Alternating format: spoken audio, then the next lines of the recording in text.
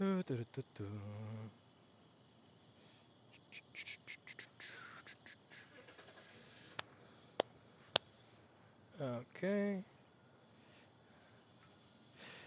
Hello, everybody. How's it going? So I'm going to be riding home. I need to replace the derailleur and a cassette on this bike. I did something, I don't know what the hell I wound up doing to it a while ago, but I managed to do something to where when I change gears, if I change it at the wrong time, change just kind of snaps into a different gear. And then what I noticed is that if you put the original cassette this bike came with on, it physically doesn't fit because of the location of the derailleur. So God knows what I wound up doing to this thing. Anyway, I'm going to be taking a ride home tonight, and I just figured I would talk with you all, share some stuff. And this is it. We're actually coming up on almost a year's anniversary of 2 weeks to stop the spread. I believe the pause order from our seemingly not stepping down, don't believe all women except for when it fucks with me, governor, issued his pause order. I believe that was March 20th. So yeah, we're coming up on a year's anniversary for those who I guess want to see what the city looks like after a year of that. It's kind of crazy. I can't believe it's been almost a year. Like, it's been almost a year. And one of the things that I don't know, am I allowed to say this? I'm kind of happy that I didn't shut down. I really am. Like, I remember, I told everybody that, if you're worried about getting sick, anything like that, I'll try to find a way to be able to pay your full salary to stay home. But if everybody does that, then we're all going to be looking for work at a U-Break, iFix, or a freaking Best Buy Geek Squad in a few months. Actually worked out really well. The only person here that got COVID was the one that stayed home because he got it from a family member. Crazy shit. Anyway. So yeah, everything in the city now looks like this. Retail space for lease. Best of luck getting $30,000 a month for these rat holes now that they're all vacant. So something interesting happened a while back. I got a call from someone that said, what would you do differently with right to repair, hypothetically speaking, or just within the repair industry? By the way, see this? This is why people want e-bikes to be illegal, because they always go the wrong way down the road with them. What would you do differently if you actually had money? Oh my God, another one. I swear to God, a part of me wants to just play chicken and smash into those things, because I know that those rusted up Arrow 7s would just break into pieces. But that's kind of being an idiot, and also kind of a psychopath, and a bit of an asshole, but mostly a psychopath, so it's probably best I don't do that. But if you live in New York City long enough, eventually everybody becomes one. So this person calls me and they said, what would you do with X amount of dollars? And when you have the amount of YouTube subscribers I do, and you have a public business, it's different for people like Eli the computer guy, because like Eli the computer guy, he had a public business, but he shut his public business down years prior to uploading his content to YouTube. When you have a business that's public, with a street address that's published publicly, and you have the amount of YouTube followers I do, and you have a public phone number and a place where people can walk in, you get used to a certain level, amount of ridiculous, asinine trolling after a while. So if someone calls you and says, hey, if what would you do with X amount of dollars? The proper response is LOL GTFO, or yeah, right, bro, until it actually shows up. And we're about 1 day away from that actually showing up. Now, the person that contacted me is not exactly the biggest fan of change being done through lobbying and stuff like that, so they set it up as a C3. I think you're limited to like 15 or 20% of your budget and time can be spent lobbying if you do it through a C3. And so it's interesting, because one of the things that you have to do is first you have to figure what are you trying to accomplish, and can it actually be scaled through money? So one of the things that I was really forced to think about is, what have I been trying to accomplish with the channel over the past several years? The first is get normal, average, everyday people that didn't know about right to repair as a thing to care about right to repair as a thing. I just pulled a Tesla autopilot, by the way. I just went through a red. That's some Tesla autopilot right there, baby. Anyway, I tried a Tesla today. I swear to God, this is hysterical. I turned on the autopilot. I shit you not. It sees a stop sign, like the stop sign shows up on my screen, and then it just blows right through it at 15 miles an hour. Now, if it didn't see the stop sign, I would know to stop on my own. But it says that it sees it, and it's called autopilot, so I figure it's gonna, stop. It doesn't. Man. That's it. Now, I would have actually forgiven it if it was a bug in the software, but it's not a bug in the software. You got to pay Elon $10K to get that to actually work. So the functionality is there for it to not go through the stop sign and kill people. It's just you got to pay $10K for the car to not do it. Very fucking intuitive. Anyway, swear, Tesla is like the Apple of cars in many ways. But where is I going with this? So one of the things you got to do is you got to look at what it is you're trying to do. So the three things I was trying to do: get normal, average, everyday people to know that right to repair is a thing. The second thing is teach people in the repair industry who started out similar to the way I started out how to make money in the repair industry.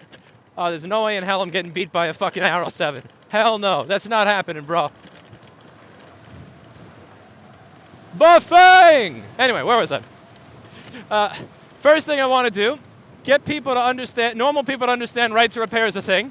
Second thing, teach people that started where I started how to make money in repair by teaching them how to do the more difficult repairs, but the ones that actually have a profit margin on them. You know, like not changing out an iPhone screen and shit like that, but stuff where you actually have a chance of paying your rent, maybe putting away some money for your retirement and stuff. Some board repair, data recovery. And the third is move right to repair forward legally. Now, one of the things that I have found out is, I found this out very painfully with Rossmann Supply in 2011, is that there is a diminishing returns to be had when you add money to an equation. There is considerable diminishing returns to be had when you start pumping money into an endeavor. And I learned that when I had my little company that I started with $200, and that got more and more successful over time. And then I had this company that I started with $20K that then got an infusion of a line of credit of like $150K that went to complete shit inside of like a year to a year and a half. So one of the things I learned there is you can easily assume that you're going to make things better by pouring money into it, when in reality it changes your mindset and the way you do things. And once you have that change in mindset and the way you do things, no amount of money is actually going to make up for it. So when I look at those three things, I think I've made some fairly decent strides on at least two out of the three. Obviously the third one's been a fucking joke, without real money being involved there. So, getting normal people to understand right to repair is the thing. I mean, Reddit, I started doing videos on ICE and stuff in 2013, started front paging Reddit around 2015. Now lots of people know right to repair is a thing. Like I remember in 2014, 2015, most people didn't even know what right to repair was. And now I see people mentioning it all the time, even when it has nothing to do with me or nothing to do with Apple, about other companies, and that's in other industries. That's really cool. That was done pretty much, with some shitty $1,000 camera that I got on eBay. The next up was teaching people repair. All I really needed there is, again, a few thousand. I think I spent like $6,000 in my initial, not my initial, but my secondary setup that I got in 2014. Like microscope camera, microscope that actually is compatible with the microscope camera, a better computer. Oh my God, another one of these fucking outdoor dining things. This is what Cuomo's going to be known for, I swear. This shit right here is what he's going to be known for. This ridiculous, asinine bullshit. Like, this will be his legacy. I guess besides being a rapist, but like, look at this ridiculous horseshit. What did you do to a city that once had some dignity to it? Poor New York. Doesn't deserve Cuomo. Maybe it does. I mean, technically, maybe it does. I mean, he did win the election. Not because of me, though. I voted for Larry Sharp. No. But there's a... I spent like maybe $6K on that setup. And there's diminishing returns with more money. I think the videos I did on board repair in the beginning were fairly informative and allowed a new generation of people that maybe didn't feel like they had the most confidence when it came to engineering. The kind of person that flunked out of college, couldn't even pass freshman chemistry like me, to feel like, hey, maybe I can actually fix something like this. Maybe I have a chance of understanding it. Maybe I'm not a total fuck-up. And then the lobbying thing. Okay, I've gotten more people to recognize that lobbying is bullshit. I think I can count that as a reasonable, holy pothole. What the fuck is that? I don't know if the DJI got that, but that was a fucking crazy pothole. You really got to be watching all the time in the city, because you never know when some shit like that's just going to pop up and fuck you over.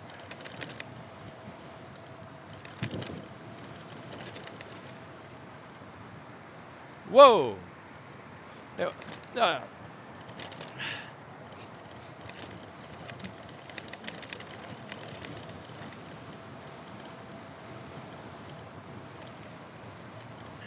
I got to the red anyway. Boo. Beautiful braking system. I like my new 180 millimeter disc rotor. Maybe it's placebo. Maybe I just notice it more because I put it on, but I don't care. I'll enjoy my placebo. That smooth stop, it's beautiful. I also got this nice new Manitou air fork on here. I very rarely treat myself to anything because I'm a cheapskate. But like the Manitou air fork has been really nice on here. Especially comparing it to the rusty coil. Oh my God, look at that shit over there. Yo, what the I think this is the world's way of trolling me after the Eugene situation, is that I see plywood everywhere. I have not seen a single indoor-outdoor structure made of OSB instead of plywood. Very triggering. Anyway, fuck Eugene. Yeah, the lobbying shit. You know, that, I think a big part of my goal was to, why does this guy have his hazard lights on in the middle of the fucking lane? What are you doing? There. A big part of my goal, like I realized with my lobbying budget of $0 that I was never going to win or get a bill passed. But one of the things I did want to do is point out and showcase and record the bullshit that you hear lobbyists say, so that more and more people can become pissed off at the fact that that even exists. That it exists. That people could say microwaves fucking explode and all sorts of ridiculous shit and just get away with it.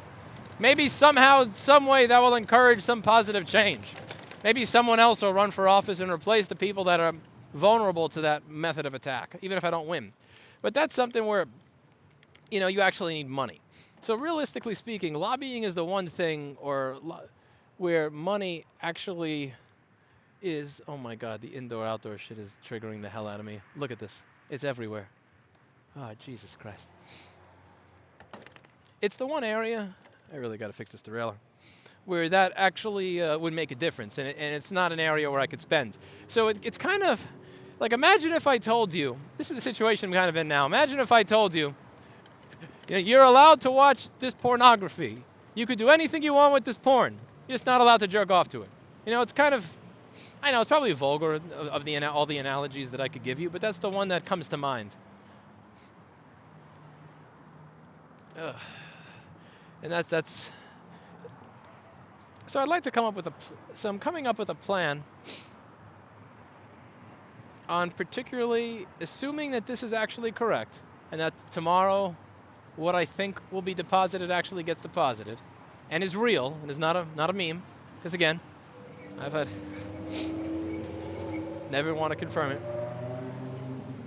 What can be done to better the repair industry as a whole? And what can be done to make normal, average, everyday, normal Americans understand that right to repair is an issue and give a shit enough about it to do something about it, assuming money was actually put behind it. But again, not lobbying, because I mean technically maybe some, because you're allowed to do like, I think, what is it, 15 or 20% of your budget is allowed.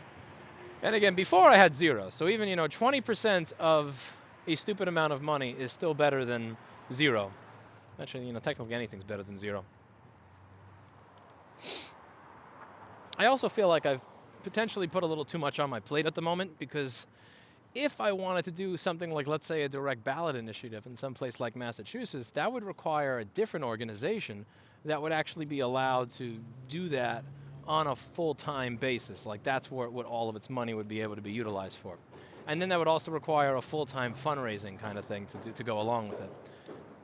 So, well, the first challenge there, I'm just kind of speaking out, just kind of thinking out loud here, is let's say a direct ballot initiative kind of thing is something that you have to do by August of 2021. Let's say that's the deadline for it, right? So let's say the deadline's August 2021. Now let's say it takes 3 to 4 or 5 months to start that type of organization, whether it's a PAC, a C4, a C6, anything like that. That would put me at a point where by the time I was actually able to do a fundraiser, to do a direct ballot option, which I think if I do a direct ballot option, I think I fucking win. It's not like the thing now where you have to deal with showing up and praying and hoping that day that your politician overlord will actually listen to what you have to say rather than dick around and play on their phone or whatever.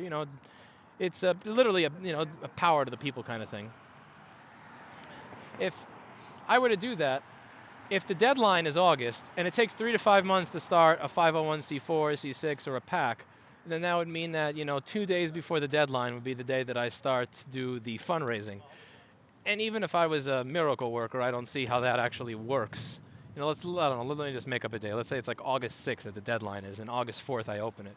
Like I sincerely doubt that in 2 days I would be able to actually fundraise. And that's also assuming that I'm able to actually get that type of organization off the ground within 3 to 5 months and not, let's say, 6 or 7, because in the COVID era, it can take up to a year. And there's business paperwork from the city that I'm still waiting for from June of last year that hasn't showed up. So, you never really know. I got my driver's license and I still have this little piece of paper instead of an actual ID because of COVID just kind of slowed down everything. So my head is in many places at once at this particular point in time. I'm not quite sure how to organize everything. There are people after my last video that said you should start a GoFundMe, but technically you would need to have a GoFundMe that it's GoFundMe. The funds have to have somewhere to go. So you need an organization that would be allowed to do something like, let's say, direct ballot lobbying on a full-time basis. The amount of time to start something like that is quite a bit of time.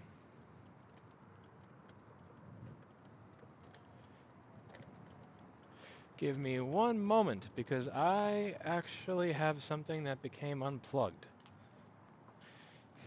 Lame. That's why you should get a real mechanic. Yoink. I know exactly what came unplugged.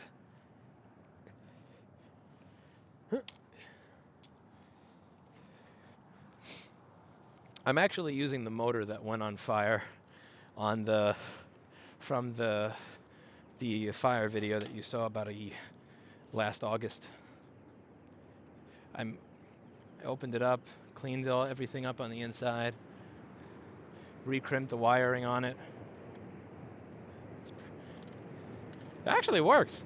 It's weird because the BBS HD motor is one of the cheapest pieces of shit, but also one of the most surprisingly durable motors that I've ever used.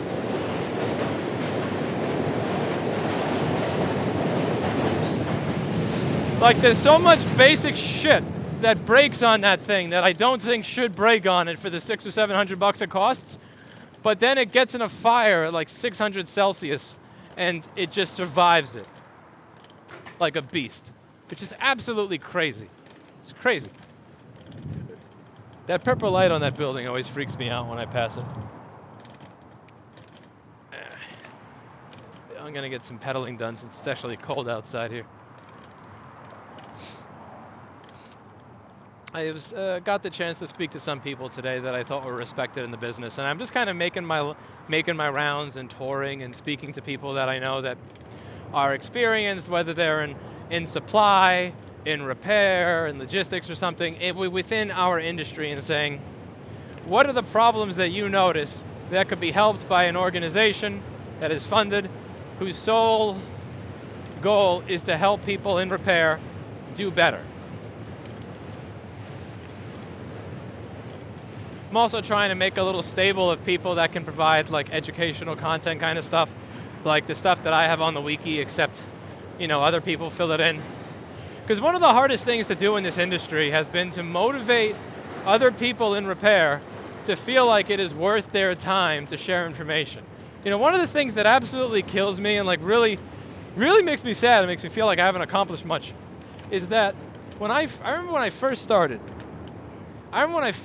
putting up all these videos, people saying, this is stupid, this is unprofessional, you're teaching your competition how to do your job, this is going to be the end of your business.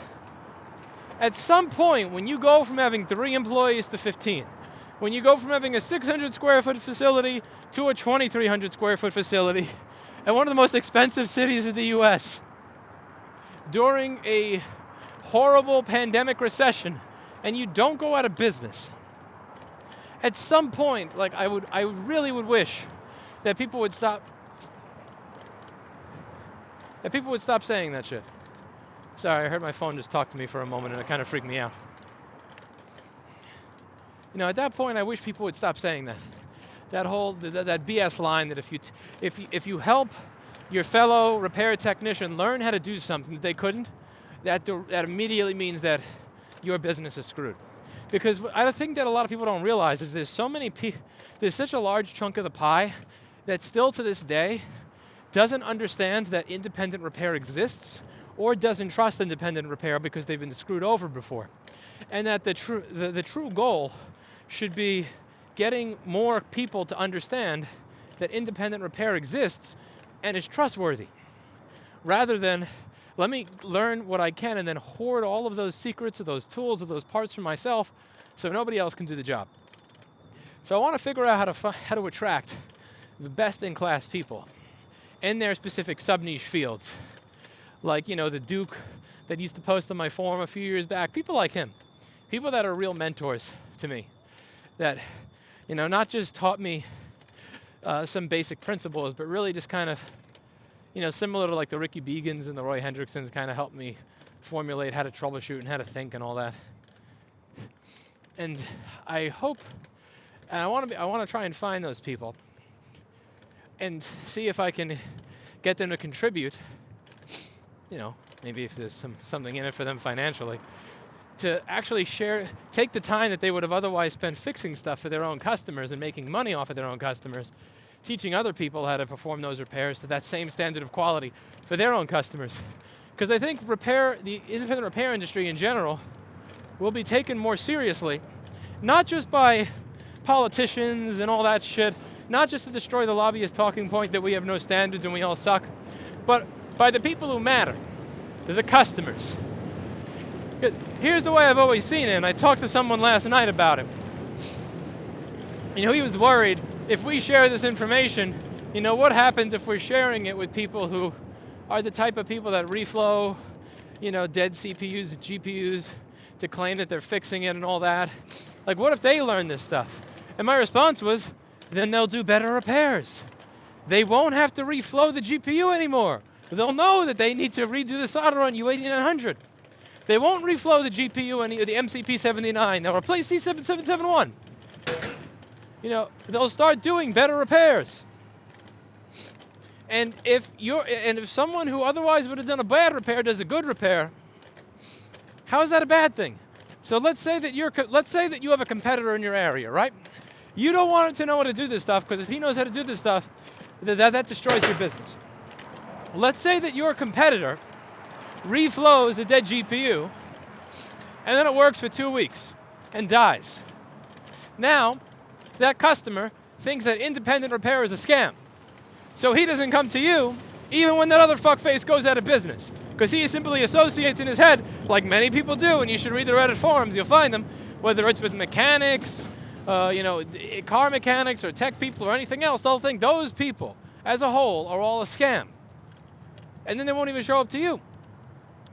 I would rather my competitor do good work for a customer that he, quote, stole from me, than do bad work for a customer that then decides, I'm writing off the entire independent repair industry. So I'd really like to hone in on that. I want to find the best person with, Samsung screen refurbishing or iPhone screen refurbishing, if that's still a thing. The best person at Samsung phone board repair, the best people at iPhone board repair, the best people at whatever these little things are. And when new devices come out, there's always these little tricks on how to work on them. I did some videos on the second MacBook Air screen.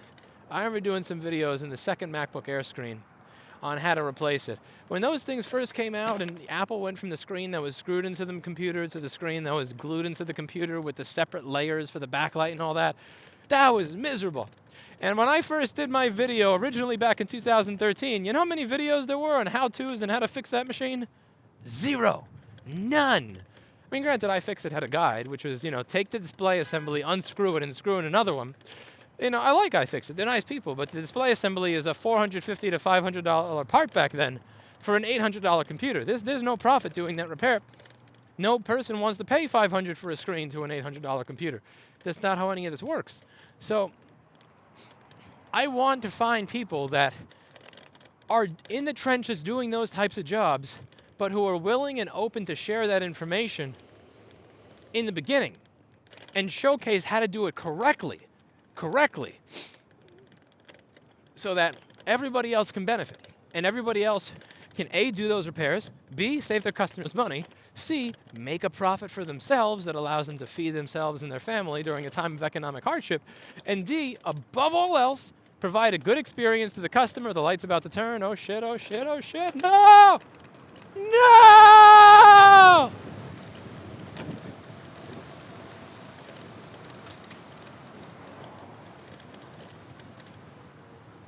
Watch this break. Whew. I love it. These brakes are awesome. I love adding new toys to my bike. I really do.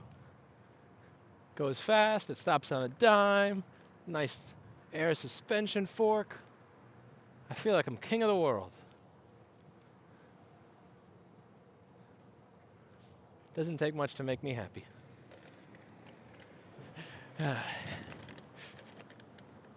So that's going to be a difficult one. It's actually, because I think a part of it is, let's say I was to offer somebody money to offer that, right? Let's say, I find someone that's best in class in their little corner, and I tell them, okay, you know all the shit that you had to go through to try to figure out how to do this repair where you were pulling your hair out for the first week? I want you to channel that, and I want you to put that into this wiki. Take that first week or 2 weeks where you were torturing yourself trying to figure out how this screen works or how you were going to get this to bond to that because your normal adhesive didn't do it or whatever the fuck it is, because there's always, this industry, there's always something. There's always, I need to get to this thing, but this wire doesn't wrap around there. Like, people who were trying to figure out the A1181 screen repair back in the day. Yes, that's how old I am. I'm old enough that I was doing A1181 screen repairs when they were still relevant. And you had to figure out how to put that little fucking inverter wire in, but without removing the clutch cover, because when you remove the clutch cover, it never wants to snap on back properly. Like, those little tips and tricks that you spend 2 to 4 weeks screwing with to try to figure out how to do it right. Without, replacing the whole assembly, which is the boring-ass way to do it. And there'd always be a guide that shows you how to do it, but it'd always be missing that crucial piece of information that you actually need to do the repair without pulling your hair out. I want to find people to make that.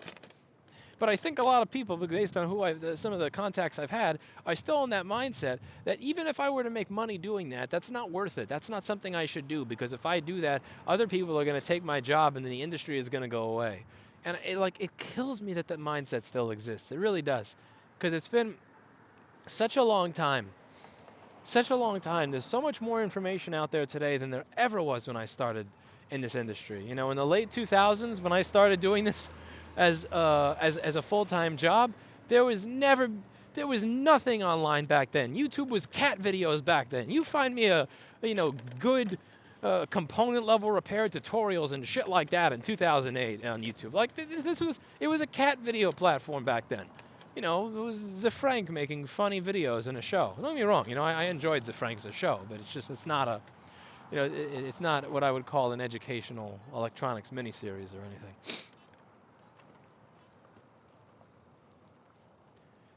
Somebody's asked me why didn't I get one of those little scooters, and the answer to that is because they're incredibly slow. Like, watch how this piece of crap can actually catch up to that scooter. This isn't fair because there's a red light over there, but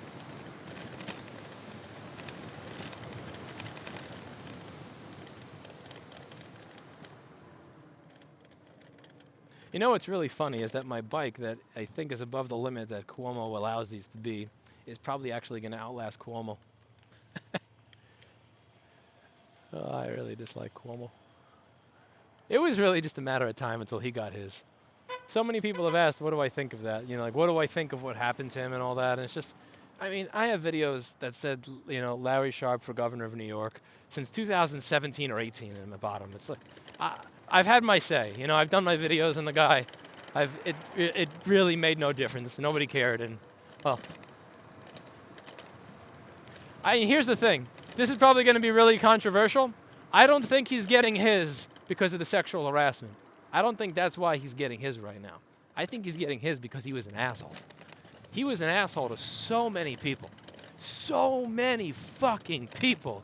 That guy was a prick to. Even that one person that was saying, if the government can't get me money when I need it to feed my family or whatever, what should I do? And he said, get a job. Get a job as an essential worker. Do it tomorrow. What a fucking prick. Let them eat cake asshole that he is. The amount of people that he said shit like that to. The moment anybody senses even the tiniest bit of blood in the water, they're going to jump on him. Because, here's the thing. I'm not saying that what he did is right. I'm not saying that the way he spoke to people is right. Sure as fuck isn't even anywhere remotely close to where I'm going to go if I have a female employee. That's not the way I speak to my female employees because I'd like to continue owning my company. I have one female employee. She's married, and I'm fairly certain that if I spoke to her like that, her husband would slip my lithium-ion battery right next to me. Rightfully so. He should, if I were to.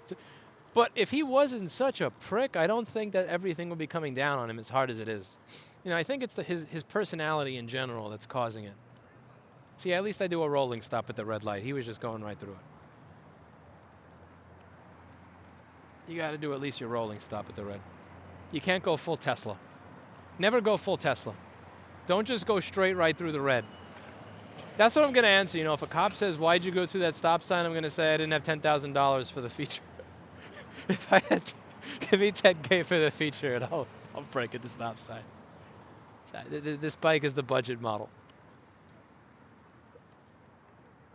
You want to see how much this smokes in Arrow 7? I'm not even in a low gear right now. Yeah, I'm like in gear 5. Watch this. Actually, that's not an Arrow 7. That's an Arrow... Yeah, that's an Arrow 9, I believe.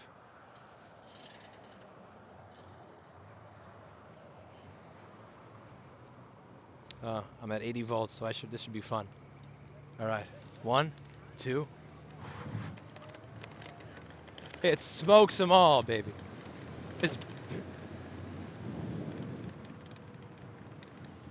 I love this thing.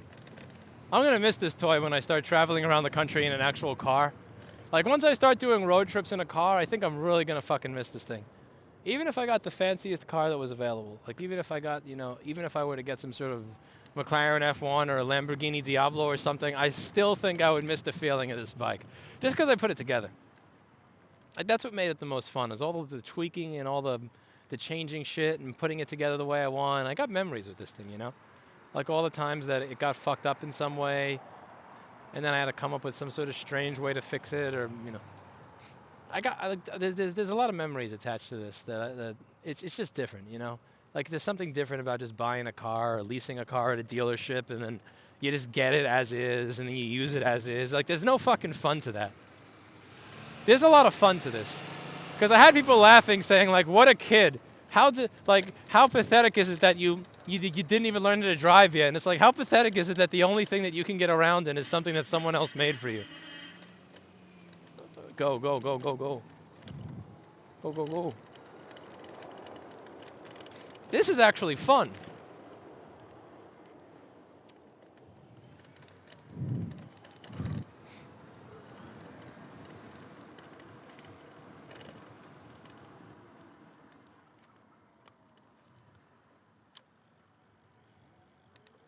And blazing past the arrows never gets old. Even if I stop for the red and let them go through it, the thing just still smokes the arrow. It always smokes the arrow. Even starting on gear 5. At that point, it's practically a hub, because you're starting on a high gear. Anyway. This indoor-outdoor shit is so triggering. It's so... You know what I wonder? I do wonder. Once they finally kick Cuomo out and put him in #MeToo prison, will the indoor-outdoor dining shit go away? Can we be done with that? Can we just do one fresh fucking sweep? Get rid of the indoor-outdoor dining bullshit at the same time that we, toss Cuomo out the door? Is it possible to drop Cuomo off in another state? Can we put him in Texas or something? South Dakota. Ohio. Let another state have Cuomo. Let's. I really, honestly, I do believe that he's paying for being for being a prick. I think he's, because again, I'm not saying that those remarks are remarks that I'd make. I'm just saying I think he may have been able to skate by with, a bit of a harsh scolding and a, listen, man, that's not fucking cool. Don't do that again, all right? Okay, cool. I'm glad we understand that. If he wasn't such an asshole to so many people. But he goes out of his way to be such an asshole. He thinks he's such a fucking powerful dictator. I really do think Larry Sharpe had an excellent campaign. His campaign was, I'm going to take all the bridges that Cuomo named after himself, and I'm going to rename them to something else. It's like, you got my vote, man. Doesn't take much to get my vote except for that.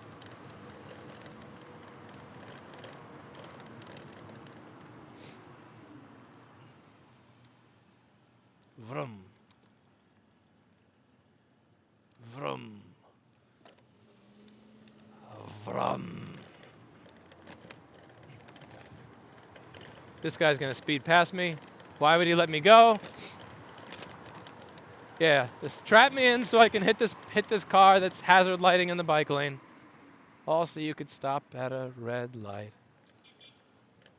that I can pass that you're not allowed to, because I'm a bafang.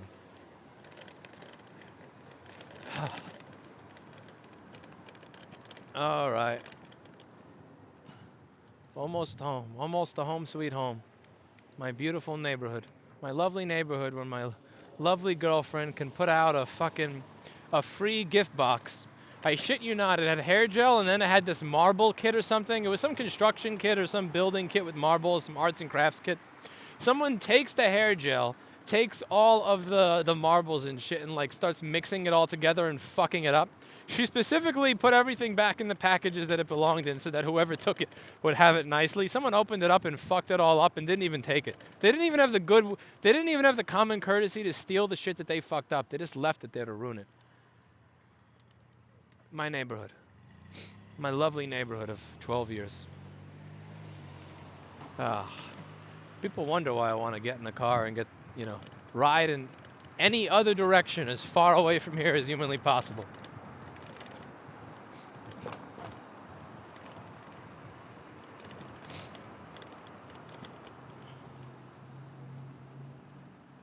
That's the joy of New York.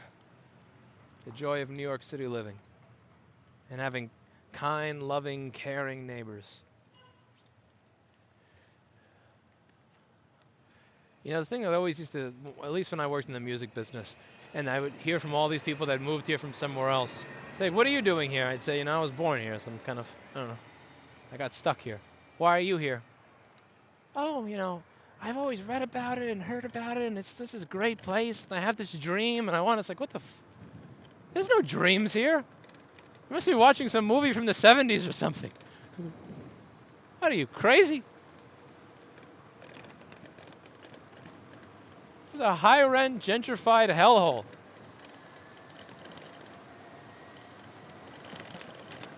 So much propaganda out there to trick people into thinking that their dreams are here.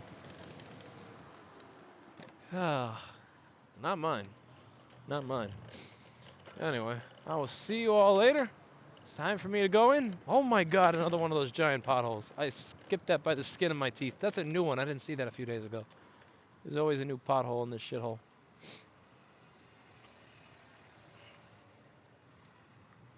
I don't know what the fuck this city does with like 5-10% of my income.